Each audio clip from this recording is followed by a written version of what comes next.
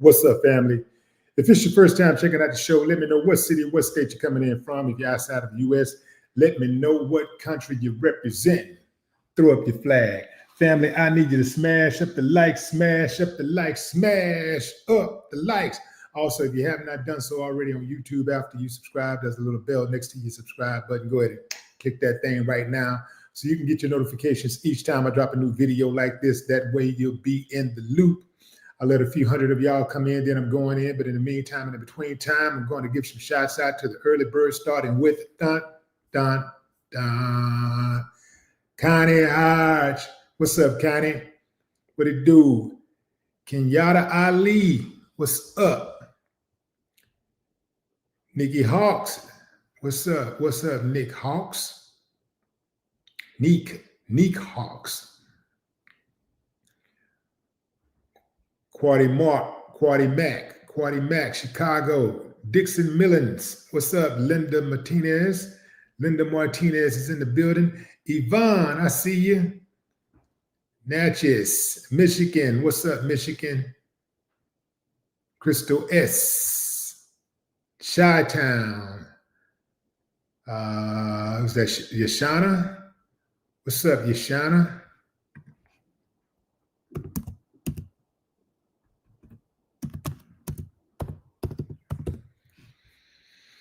Oh boy, I got a lot of news to bring y'all today, but had to get started with my man Warren Buffett. Warren Buffett is stepping down from his job as CEO of one of the most influential companies in the world. Let me get this information over here to y'all. Let's see, we'll share that. I'm going to, where's the share button? Share, boom. Get y'all with that. Get down to the comments. Send this link to y'all right quick.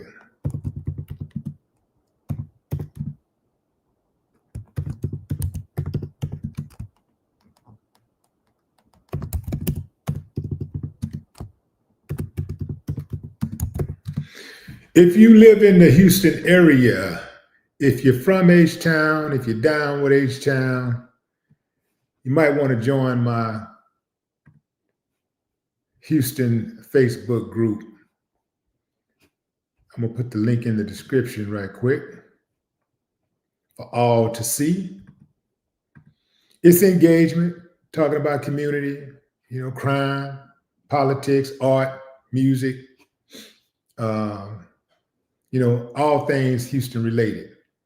So speaking on the culture.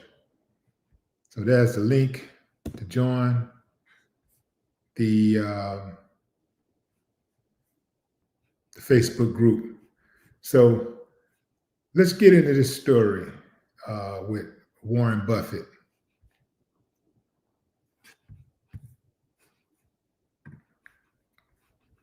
Warren Buffett is going quietly after he steps down as Berkshire Hathaway CEO this year.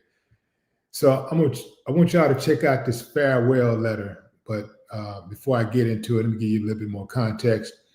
A legendary investor and Berkshire Hathaway CEO Warren Buffett will retire at year's end after an epic 60 years in leadership. In a letter published Monday, Buffett said he'll be going quiet and will no longer write Berkshire's annual report, nor talk endlessly at the annual meetings. But before he leaves, he recounted his life and success while sharing his wishes for the organization and philanthropic giving. Buffett is placing his trust in his successor, Greg Abel, who will lead the $1.2 trillion empire. Yeah, I thought that company was worth even more than that, the way them boys be getting money. I know Warren Buffett is reportedly worth around $130 million. $130 billion. $130 billion. Woo! Man, I think I went into the wrong profession. Anyway, here's part of the letter. Let me like increase the size a little so y'all can maybe read along here. Today, Warren E. Buffett converted 1,800 shares into 2,700,000 B shares.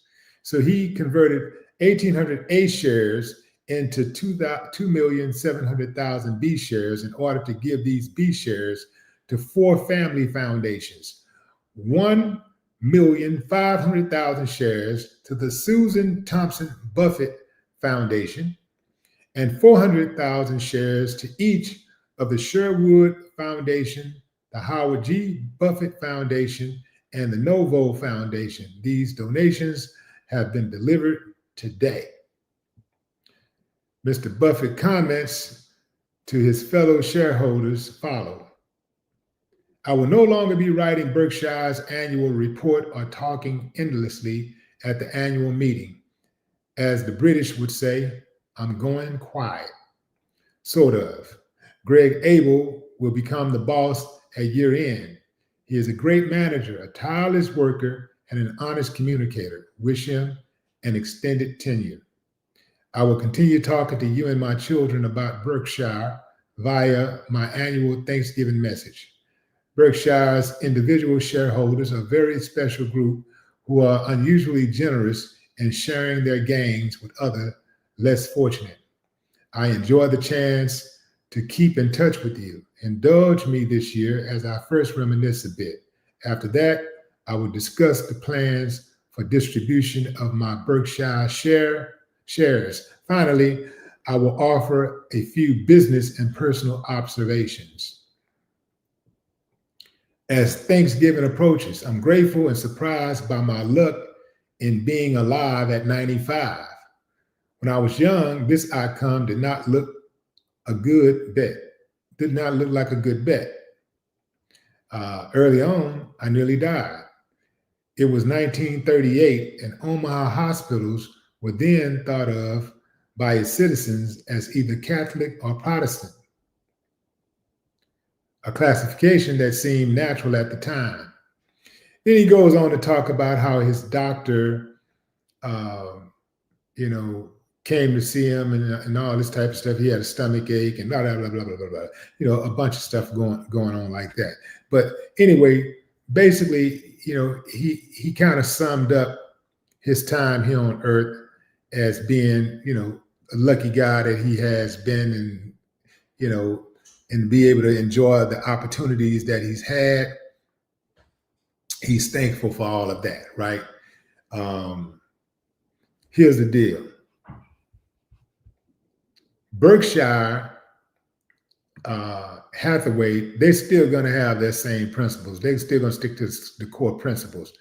I don't know. I guess I should have got some of that stock a long time ago, but I wasn't on it like that. I always thought that the stocks was overpriced. That's why I guess I didn't jump on it.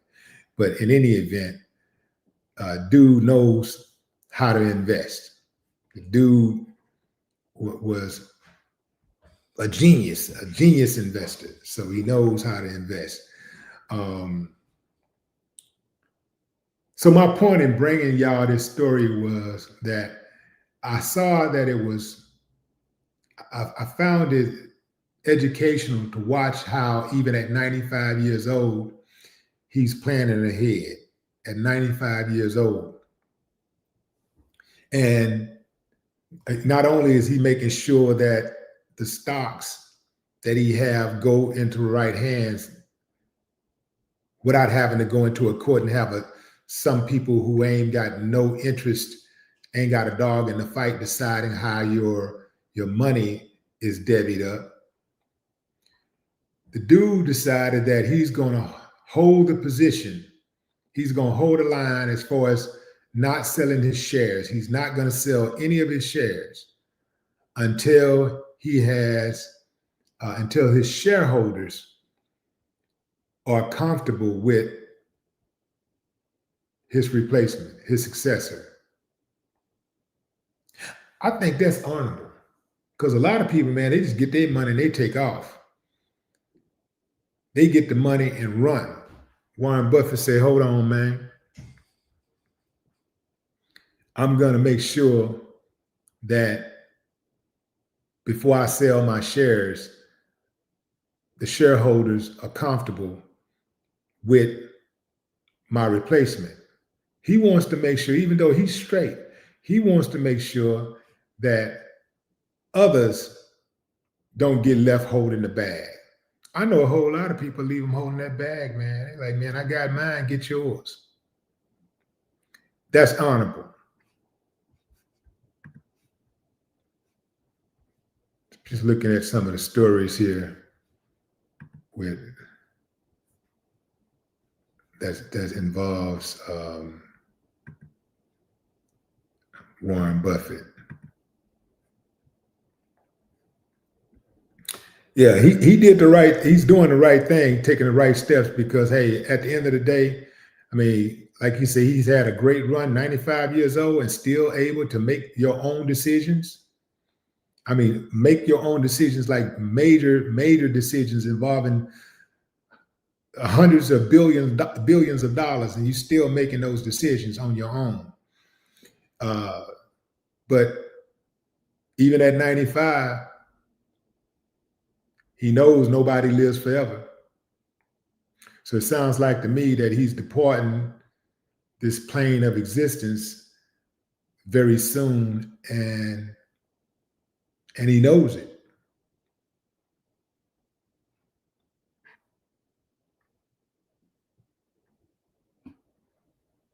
Sound like he didn't pushed it as far as he could go, and he's ready to just take it easy on out. Like he said, go quiet.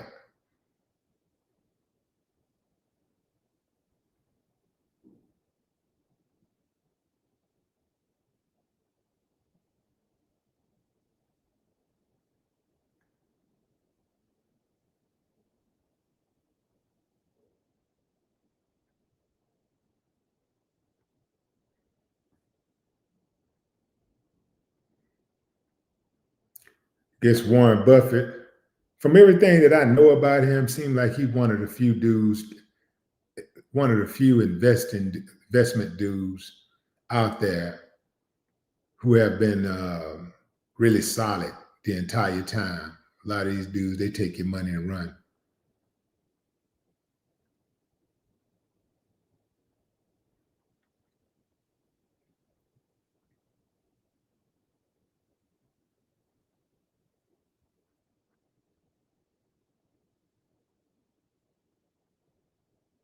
You got a lot of people that say all billionaires are the same, selfish and greedy.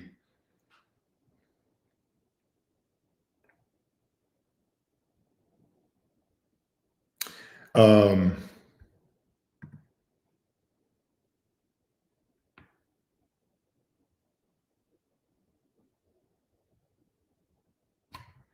yeah, you got a lot of people who say that all billionaires are selfish and greedy. And during the shutdown, people were hungry, people were starving. Why if Warren Buffett is such a good person, why didn't he get off some of those billions to help the people? A lot of y'all might not like this, fam. Y'all may not like this, but I gotta call it. I gotta call a striker striking the ball above.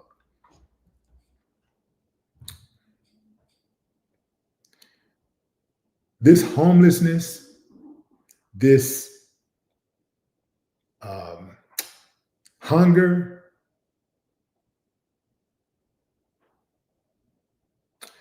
even violent crime, it's a social construct. It's all a social construct. Warren Buffett could give $1 million to every poor person in the United States. He could give $1 million to every poor person in the United States. And you'll still have hunger, homelessness, and violent crime.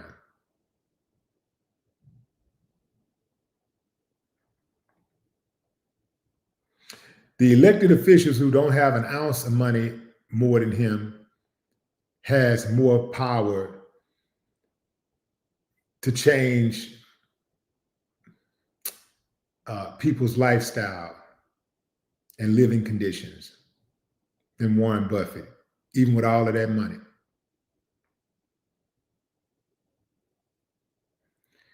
With all of that money that Elon Musk have, Trump was still able to, because he had the power of the pen, he was still able to make him bow down and kiss the ring. Those elected officials, they're the ones. They're the ones. They are to blame for all of this. They selling us out, they sold us out, and they continue to sell us out to the highest bidder. Michael Dennis, no, Mr. Buffett did not pass away. We're talking about the end of an era in terms of business. His business, he's stepping down from Berkshire Hathaway.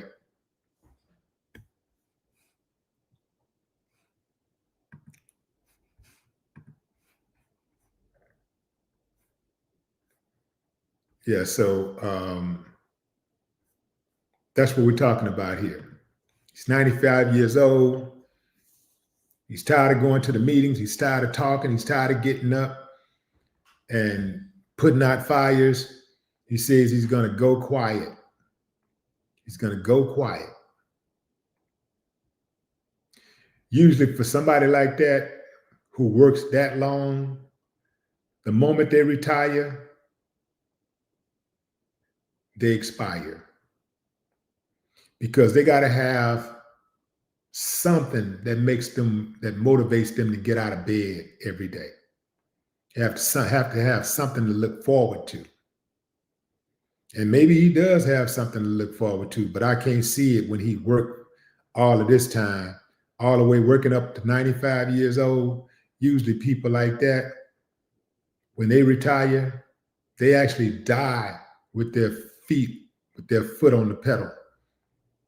They actually die with their foot on the gas pedal because because they get enjoyment from the work that they do.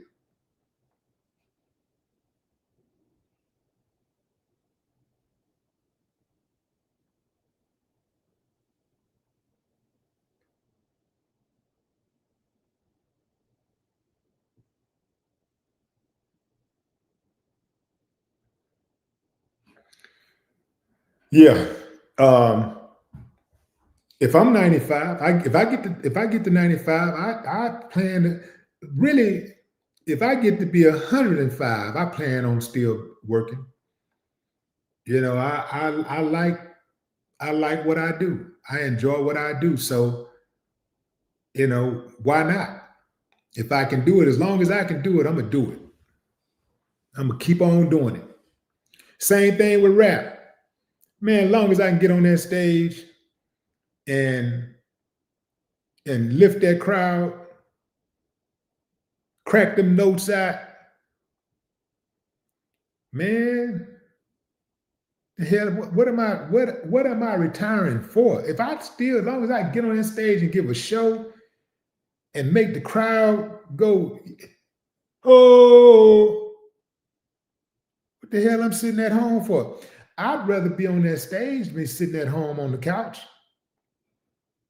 I'm gonna get my ass up, get on that stage, say, oh, at 95.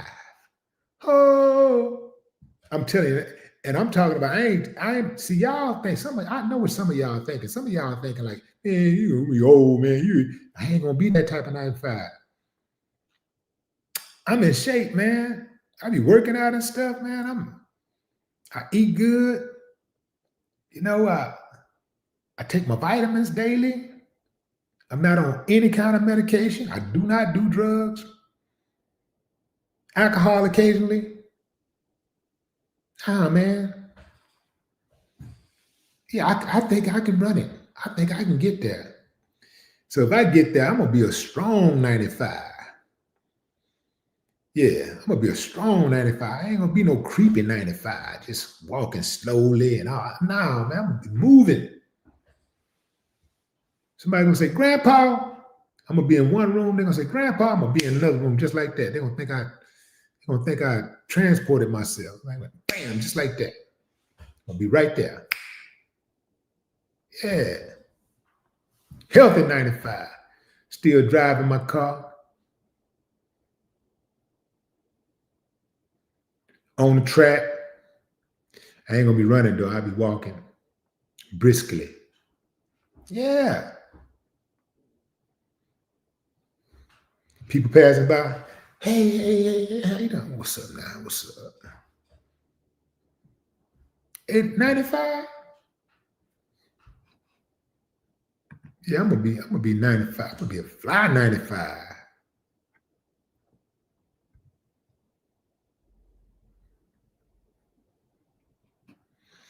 That's the way to go, man. If you're gonna get to be 95 still in control of your faculties, you know, your motor skills still intact. Hey, that's the 95 you want to be right there. That's the 95 right there. To me, yeah, I guess nobody, ain't too many people just want to die, but get to 95 and be suffering for you 95, you died at 95, but you suffer for 20 years? Hell no. I ain't me right there, man. I'm not with that. I'm not with that suffering. Hell no. So I that's why I'm proactive with my health. So I let my medicine, I let my food be my medicine instead of my medicine be my food, right?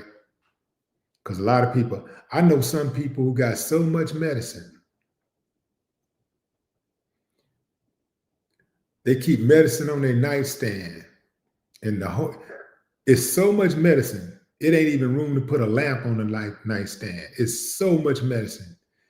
There's no room to put nothing. You can't even put a glass of water on the nightstand. Just dozens of bottles of medicine. I don't even know how people take all that medicine. I know some people that walk around with a bag of medicine. They got a whole bag of medicine. They got to take every day. Oh, hell no. Nah, man.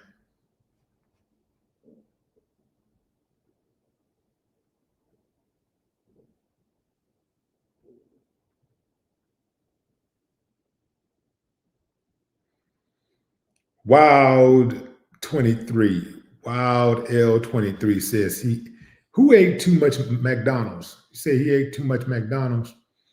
I try to tell that man to stop eating McDonald's, stop eating McDonald's, get you a chef. You're a billionaire. Who?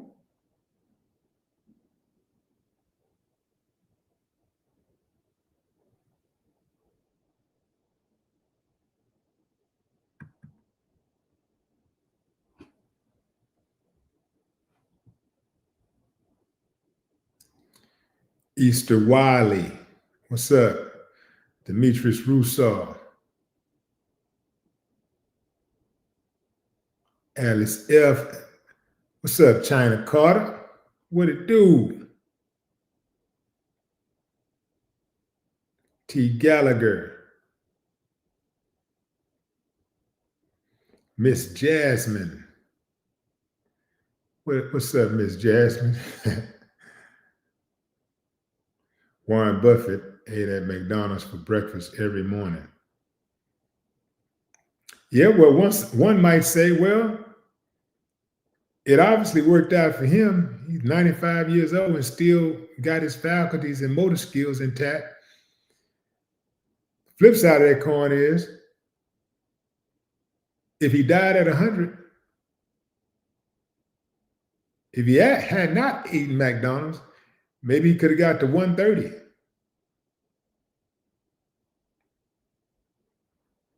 What's up, James Martin?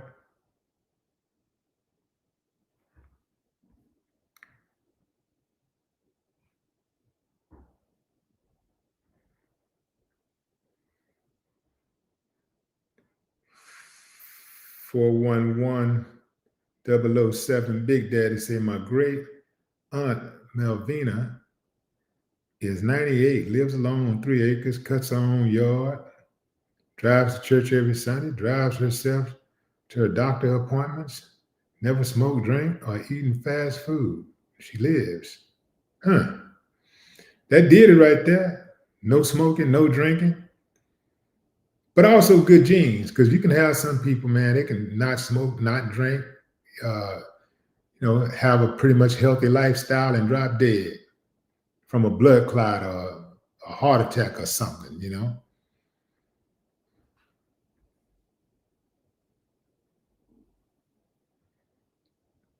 But if you do all the right things, you don't smoke, you don't drink, you work out, you eat healthy, you're less likely to have a blood clot or just drop dead from a heart attack. So you got to make sure I put that in there, because some people be like, well, you got to die of something, man. Everybody got to die. You got to die of something. Yeah, but why rush it? Yeah, you got to die. But why rush it?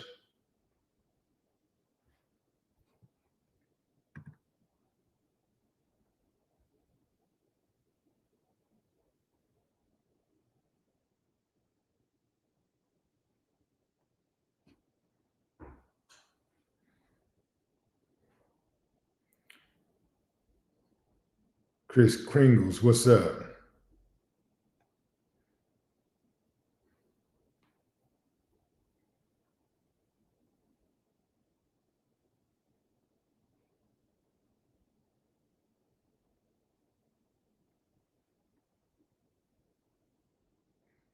What's up, Buckhorse DC?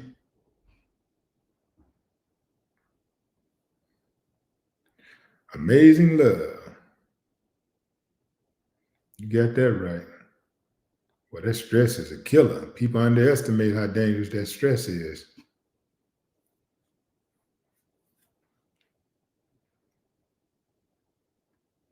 And what brings about that stress? What brings about that stress?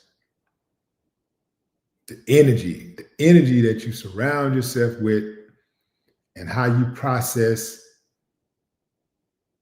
bad luck, misfortune, and failed opportunities. That's what brings about stress. Energy you surround yourself with, and that could be personal relationships or business relationships. The kind of job you got, what kind of supervisor you got. Like you got a lot of supervisors and managers, they're bullies. So every day they're causing people to stress out, and man, you have no idea how many people have had nervous breakdowns because of their bullying bosses. Nervous breakdowns. People having anxiety attacks. They're on depressants because of their boss. Bully ass bosses. I can't stand them, man. I can't stand them.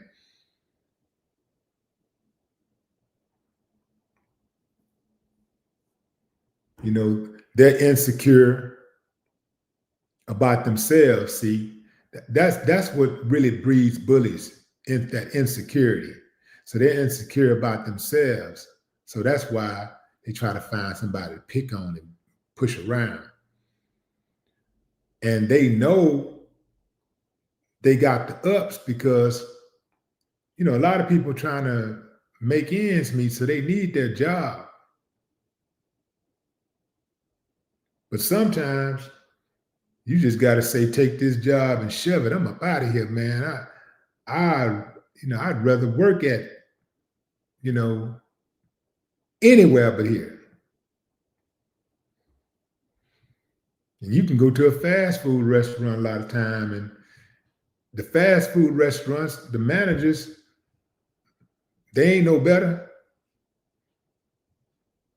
The manager at the fast food restaurant ain't no better. You can go from a 6-figure paying job where them people got bad attitudes and they try to block your blessings. You go to a fast food restaurant, the manager, they ain't no different. They got the same type of attitude. at bullying. Yeah, same attitude, same energy. And they cause a lot of stress, a lot of people to have poor job performance, and and people be on the verge of a nervous breakdown. Some of these jobs are so bad they drive people to doing drugs and alcohol.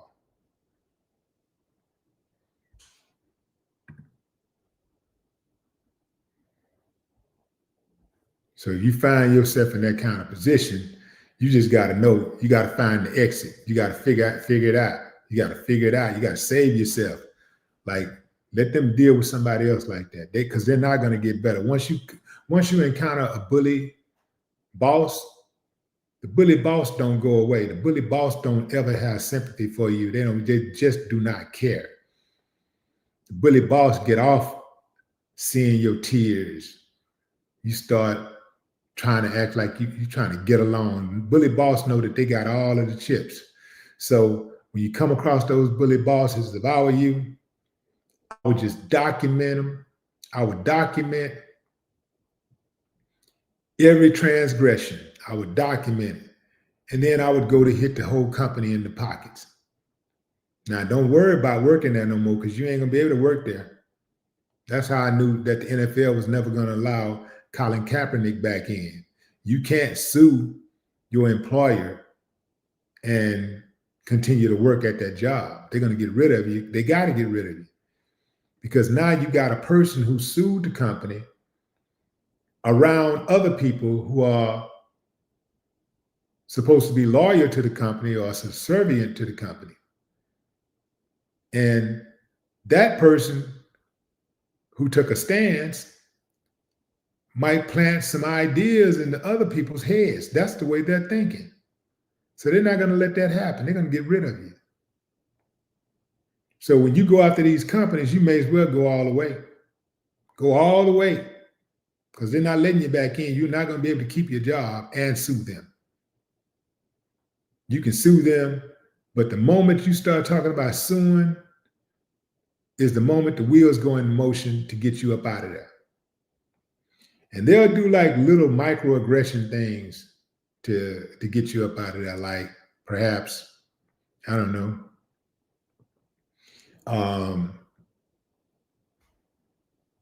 try to dock you if you're 1 minute late, messing with you. They tell you that your performance is not good. It's not up to standard. They do stuff like that. If you got to deliver a report or something like that, they'll give you less time than needed to finish the report. Oh man, they cold-blooded with it. They got all kinds of ways to get you.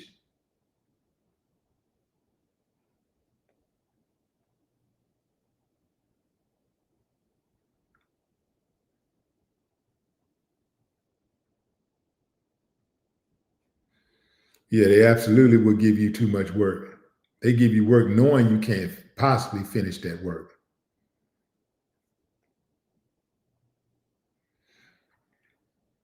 Yeah, the moment you speak up for yourself, you out of there. You out. So if you speak up for yourself, you better make sure that you're irreplaceable. You better make sure you're the franchise player. And even if you're the franchise player, they'll still get rid of you. They'll trade you.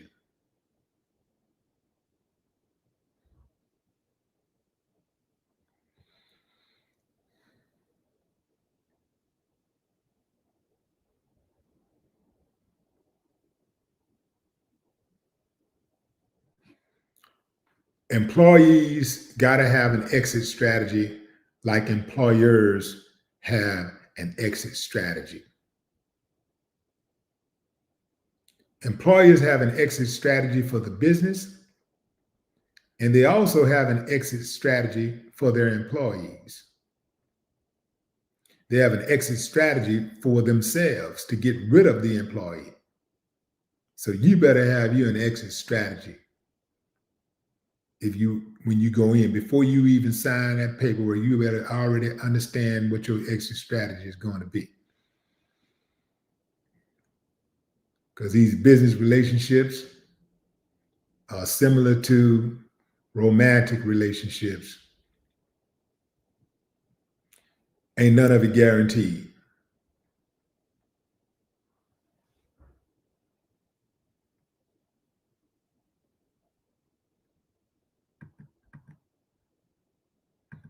It's like you want it to go well. You hope that everything works out, but just in case it doesn't work out, you got to have an exit strategy.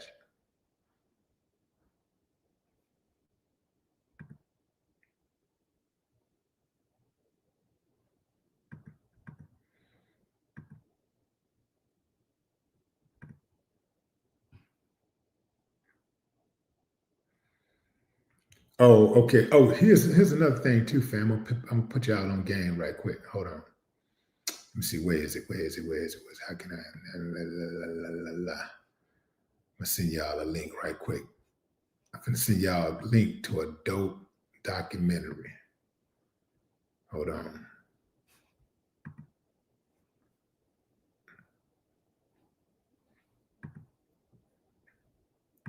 This is my boy thing right here. So y'all show some love, fam. Put a lot of work in.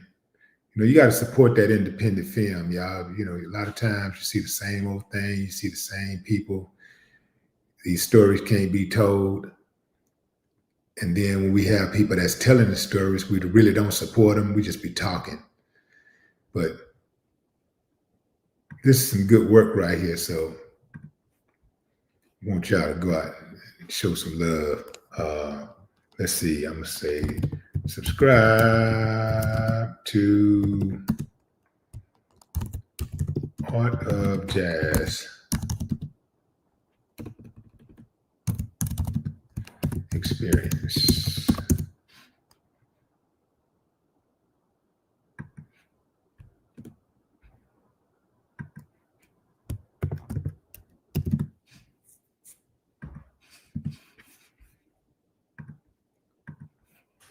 So if y'all like jazz music, fam, this is for you.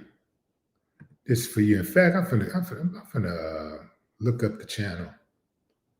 Look up the channel right quick. Let's see. So he just started this channel yesterday. So let me see. How can I get that?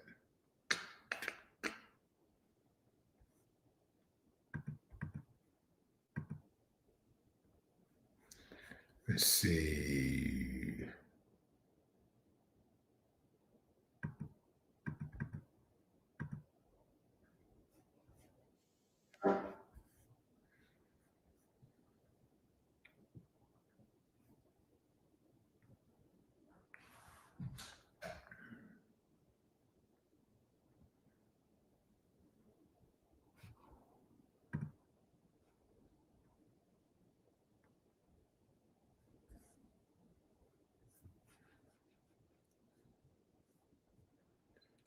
Let's see. Okay, I think I got it right here. Share screen.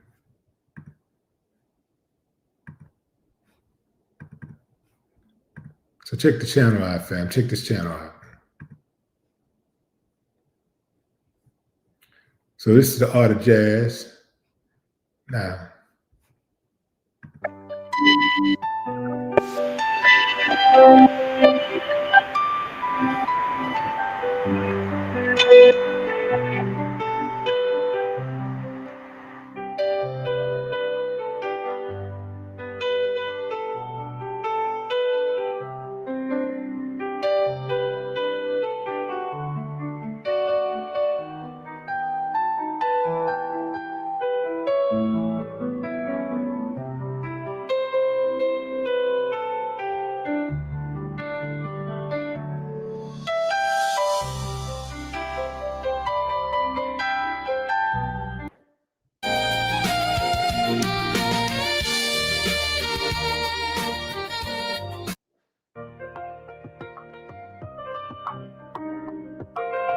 So this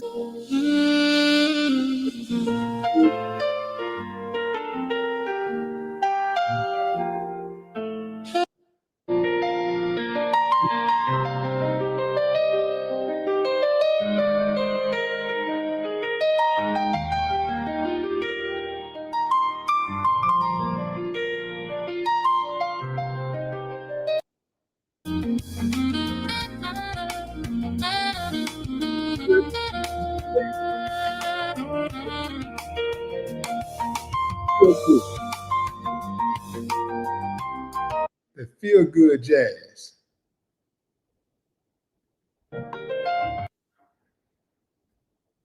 And here's a documentary. I shared this documentary with you the other day.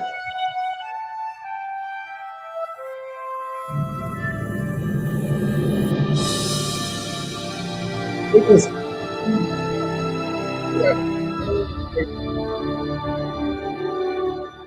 it was the same content already. Jazz Today, the living pulse. Nod your head, close your eyes, feel the bass vibrating through the room. This is Jazz Today. In Brooklyn lofts, London clubs, and Tokyo festivals, a new generation is carrying the torch. Kamasi Washington leads a cosmic big band that sounds like the universe breathing. Esperanza Spalding bends the boundaries of somebody plucking bass lines that dance while her voice soars. I'm just telling y'all right there. Robert Glasper fuses improvisation with hip-hop and soul, proving jazz is still the heartbeat of the streets. Listen to the crowd. Young, diverse, alive. Right here. They're not here for nostalgia. They're here for discovery. Jazz, more than a century after its birth, is still evolving, still dangerous, still relevant. But how did we get here? To understand the music of today, we have to return to where it all began. New Orleans, 1900. A city alive with sound, struggle, and possibility. Birth of a sound. In New Orleans, at the turn of the century, the streets were alive with music. French, Spanish, African, and from the heartbeat rose a new sound. Buddy Bolt, the cornet key. Their traditions be silenced. From the heartbeat rose a new sound. Buddy Bolt, the cornet key, was said to play so loud his horn carried for miles. No recordings exist, but the legends speak louder than any record. He bent ragtime into improvisation, cracked the rules wide open, and lit the feast. From the heartbeat rose a new sound. Buddy Bolt, the cornet key, was said to play so loud his horn carried for miles. No recordings exist, but the legends speak louder than any record. He bent ragtime into improvisation, cracked the rules wide open, and lit the flame of jazz. Jelly Roll Morton sat at the piano and declared himself to escape. Then came Billie Holiday. With strange fruit, she shattered the illusion. Her voice hung in the darkness, describing bodies lynched in southern trees. No swing, no glamour, no escape. Just truth, pain, resistance. Jazz could lift you, but it could also force you to look straight into America's soul.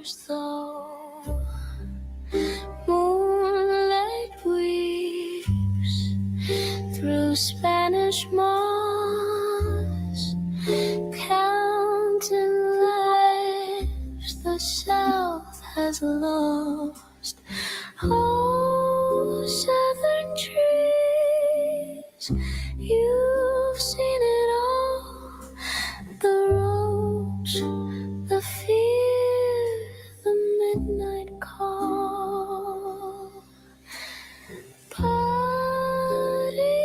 swinging in the breeze. Strange fruit still haunts these southern trees. Latin fire and global voices. No justice, no justice, no justice, no justice. Okay, so I saw that y'all said y'all couldn't hear me while it was playing. I didn't know y'all couldn't hear me while the music was playing.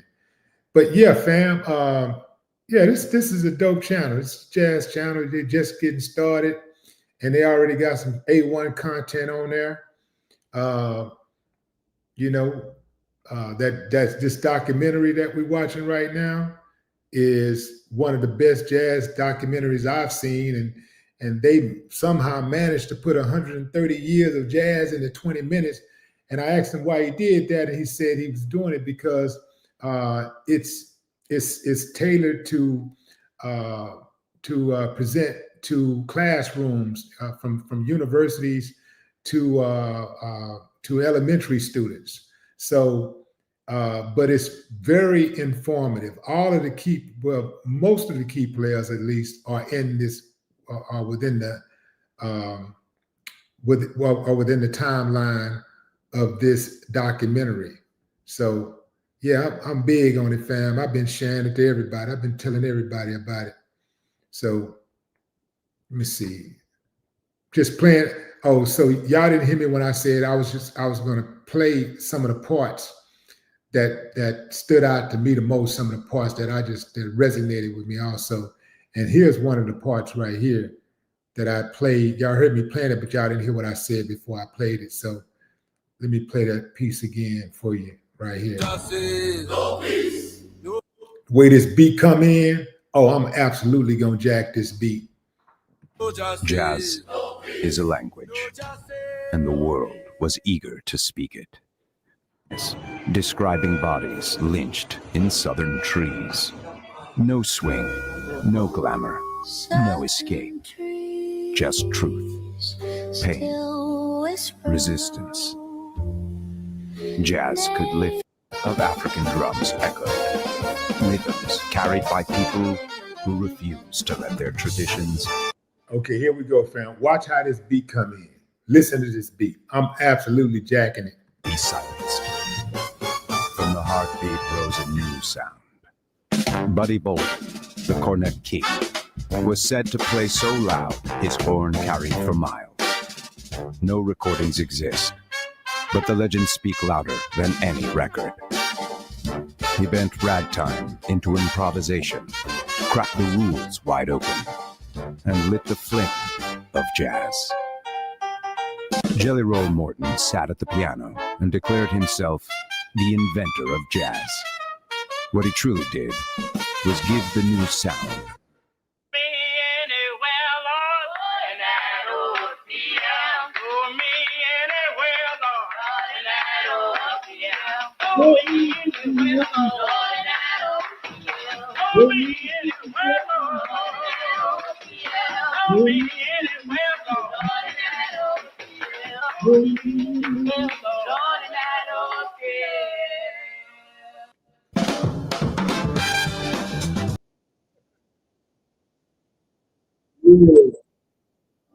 That's it, fam. That's what I'm talking about. Like that's so y'all check the channel out, fam. Let me put a link in here again. Hit you with that link one more time. Follow the channel, man. Show some love, fam. Show some love to the homie. You know, I know how they get down over there, and it's a lot of them. So this is gonna be one of the biggest jazz channels on YouTube. So follow early. Don't do the bandwagon thing, fam. Follow them early. You know, get on board early, and you know, hell, help them blow it out of the water. But this is just 2 days. I mean, and they already got a 4 hours of music on there. They got a documentary on there. Most of the channels don't have documentaries, so they got a documentary, a dope documentary, and you know, 4 hours of music where you can grab that music and just play and do whatever you got to do, clean, work, kick it, whatever. Show some love. You dig?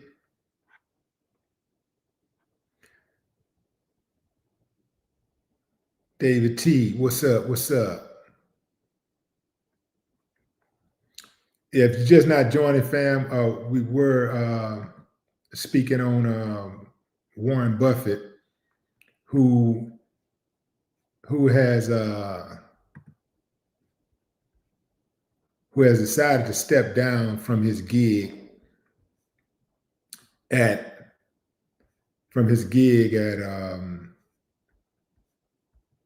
Berkshire Hathaway as CEO, and he's going to retire at the end of the year. And this is after an epic 60 years in leadership. 60 years in leadership. So in a letter published on Monday, Buffett said he'll be going quiet and will no longer write Berkshire's annual report nor talk endlessly at the annual meetings. But before he leaves, he recounted his life and success while sharing his wishes for the organization and philanthropic giving. Buffett is placing his trust in his successor, Greg Abel, who will lead that $1.2 trillion empire. Well, if his name, if his talents are indicative of his name, I guess the company will be all right with Greg Abel, Mr. Abel, you dig? So Warren decided to convert 1,800 A shares into 2,700,000 B shares in order to give these B shares to 4 family foundations, $1,500,000 shares to the Susan Thompson Buffett Foundation, and 400,000 shares to each of the Sherwood Foundation, the Howard G. Buffett Foundation, and the Novo Foundation. These donations have been delivered already as of today. So there you have it, fam. Warren Buffett, perhaps most people will perhaps say is the greatest investor of our time, is stepping down. And speaking of stepping down, I got to step down from this live because I got to jump on another live. So there it is, fam. I appreciate y'all joining the live, and enjoy the rest of your morning, afternoon, or evening, wherever you are in the world. No more talk.